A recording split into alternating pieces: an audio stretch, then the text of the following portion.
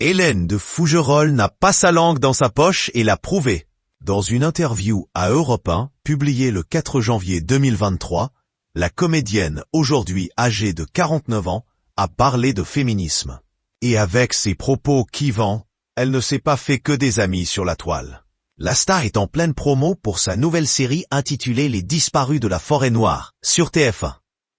J-3, Les Disparus de la Forêt Noire. La découverte d'un charnier à la frontière franco-allemande va raviver des souvenirs troublants à la juge d'instruction, Camille Hartmann. Retrouvez Hélène de Fougerolles, Grégory Fitoussi, pic.twitter.com/UKRBDXUAL. La star a donc évoqué sa série, laquelle a un propos féministe, selon Europe 1. Je dirais que ça a été un plus, qu'il y avait du fond. Ce n'était pas juste un polar avec des cadavres, a d'abord souligné l'actrice. Je ne suis pas féministe moi-même. Je n'ai pas un combat à mener avec ça. Mais je l'entends et je trouve que la série nous emmène subtilement à nous poser des questions.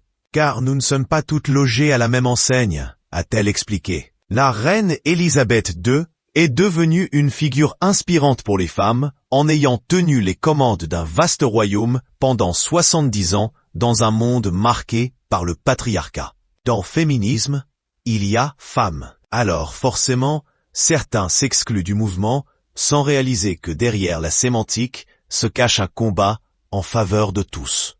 James Franco et Ryan Gosling l'ont compris. À quand la prise de conscience générale? La star vue au cinéma dans les films Le Péril jeune, La plage, Fanfan la tulipe ou encore Le plus beau jour de ma vie a ensuite détaillé pourquoi elle-même ne se sent pas forcément en phase avec le féminisme actuel. J'ai beaucoup joué de mes atouts et de ma féminité pour obtenir des choses. Se sentir désirable, c'est le propre de mon métier d'actrice. Et j'en ai toujours joué pour pouvoir être engagée et gagner ma vie. Donc, je ne peux pas être féministe. Mais à côté de ça, j'entends très bien qu'il y a des femmes qui se sont senties abusées ou dont on a abusé. Je le comprends et j'en suis désolé aussi. Mais je n'irai pas au combat avec elles, je ne suis pas porté par ça, a clamé la star. Une publication partagée par Hélène de Fougerolles @Hélène de Fougerolles, et Hélène de Fougerolles ajoute avec une franchise étonnante « Moi, j'aime bien me sentir désirée. Je ne me suis jamais sentie victime de ça.